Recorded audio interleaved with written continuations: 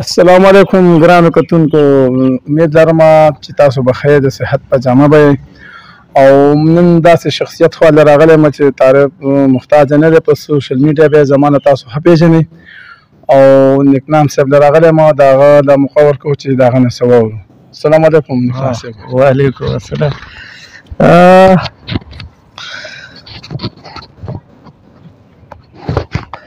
اعوذ بالله من الشیطان الرجیم. بسم الله الرحمن الرحیم. شروع کوم په نامه د خدای چې پیدا کوونکی د دې ځمکې اسمانونو دی، ورکوونکی انسان ته د بې شمېره نعمتونو دی، لایق د صفتونو دی. درود و سلام په حقای نامدار د ټول امت غمخوار جناب حضرت محمد صلی الله علیه و آله وسلم باندې، زما عزتمندو مشرانو، امزولو، غیورو، پښتنو او ګلالو زلمو، څوک چې هم مونږه اورئ، وینئ، ګورئ، نو ټولو ته د مینې او خلوص نه ډک سلامونه. د تخبیي د مینوالې خاورې نه، د هغه غزال او سندریزې سیمې نه چا چې بلها خیالولي مینوال زیږولي دي، د تخبیي حدود دی. او بیا هغه خاوره ده چې یاره هغه د جلاله خور په 2 قدمه کې دلته بهېدلی دی او د مدې بابا روزه ده او د مدې بابا د خاورې نه دا چې کوم ځان له یو تاریخ لري، د قلم خاوندان، د فکر خاوندان، د سوچ خاوندان دې سیمې دې علاقې زیږولي دي. د ګودرونو خوږې خوږې اوبه څکو، ورځې شپې تېرو. که چېرته زه په خپله تکړه ډېر نه یم نو د رؤوف خان صاحب غوندې ملګري لرو. وایي چې حالات که ډېر تراخه شي خوږ جانان به پکې ښکاري، حالات که ډېر تراخه شي خوږ جانان به پکې ښکاري، او هر چا ته زړه او ځان دی دغه ځان به پکې ښکاري. او منم چې ځان ځانۍ دی او د نفرت اورونه بل دي، خو که خیال دی ورته وکړه رؤوف خان به پکې ښکاري. د دې سیمې هغه خیالولې زلمې چا چې د پښتو د سرلوړۍ دپاره، د پښتو ژبې د ودانۍ دپاره، د محفلونو د راجوړېدو دپاره بلها کوششونه کړي، سمندر پورې هم ورځې تېرې کړي دي. او که بهر ملک و هم نو د وطن د سوکالۍ، د قام د سوکالۍ، د ادب، د کلتور، د ثقافت دا یو سوچ یې کړی. مونږ یې مننه کوو، ډېر ښه کوشش کوي. نو کوم ملګري چې مونږ اوري، وینې، ګوري،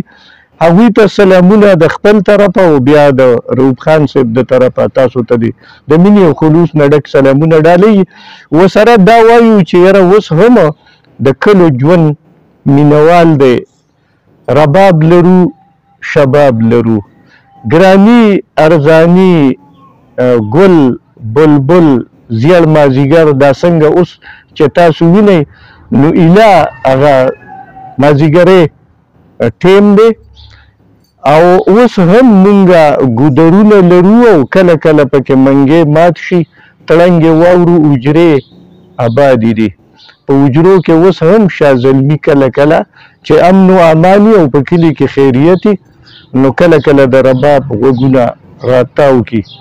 هغه بیله ده چې مونږه داسې ژوند ته مخامخ یو چې هغه د حالاتو تودې سړی داسې دي چې هغه هم دې ژوند ته نه پرېږدي. لکه ما نه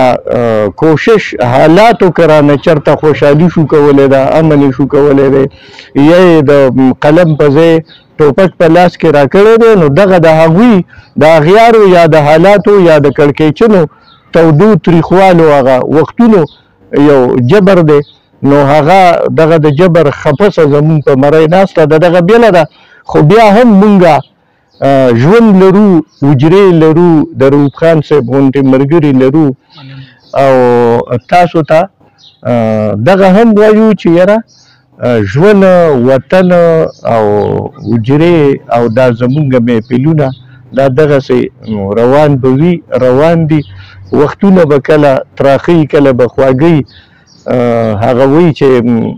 د توپان نه یره نشي د غوړاس کی، د توپان نه یره نشي د غوړاس کی، او د زړه بتر ماتوي د اوښکو ساس کی. غم چې زړه ته ورنږدې شي بیا دې وجني، پلک د اوسپنې ټوټوي بې د لاس کی.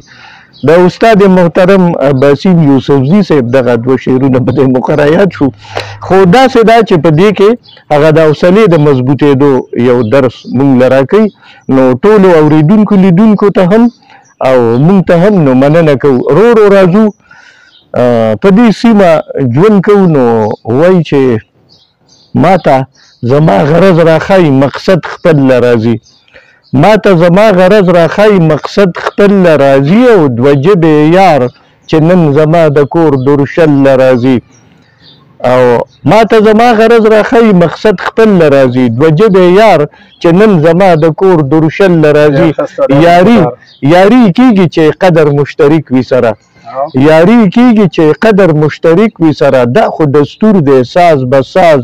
او غل به غل له راځي مونږ د جونګړې خلک ځان په انتظار ستړی کو مونږ د جونګړې خلک ځان په انتظار ستړی کو سپرلی راځي نه او که راشي هم محل له راځي مونږ د جونګړې خلک ځان په انتظار ستړی کو سپرلی راځي نه او که راشي هم محل له راځي او زمونږ ځوانۍ لکه غنم پاخه شي لو او لور شي زمونږ ځوانۍ لکه غنم پاخه شي لو او لور شي د خوا و شا د کلو خلک غوبل له راځي زمونږ ځوانۍ لکه غنم پاخه شي لو او لور شي زمونږ ځوانۍ لکه غنم پاخه شي لو او لور شي د خوا و شا د کلو خلک غوبل له راځي مدې بابا ته سلام هم وکړي چې کله راشي مدې بابا ته سلام هم وکړي چې کله راشي ډېر مینوال دلته نیکنامه ستا غزل له راځي وایي چې وطن مخر شو د اخبار د سرخۍ سر له راغله وطن مخر شو د اخبار د سرخۍ سر له راغله او خواجه آصفو کو اعلان دومره خبر له راغله مونږ د پخوا نه په نارو هېچا نه منله مونږ د پخوا نه په نارو هېچا نه منله اوس یې هر څوک مني خبره چې کمر له راغله مونږ د پخوا نه په نارو هېچا نه منله اوس یې هر څوک مني خبره چې کمر له راغله زما د مشر کمزوري او سوچ یې اول ونیو زما د مشر کمزوري سوچ یې اول ونیو ملګرو اوس د اقتدار د ځمکې کر له راغله زما د مشر کمزوري او سوچ یې اول ونیو ملګرو اوس د اقتدار د ځمکې کر له راغله مونږ وی واکدار بدل شو اوس به ښه وختونه راشي مونږ وی واکدار بدل شو اوس به ښه وختونه راشي خو د یزید فیصله راغله نو شمر له راغله مونږ وی واکدار بدل شو اوس به ښه وختونه راشي خو د یزید فیصله راغله نو شمر له راغله او دوی په نشو او تماشو او په دورو کې ورک دي دوی په نشو او تماشو او په دورو کې ورک دي تیاره د قرض ملکن او پېښور له راغله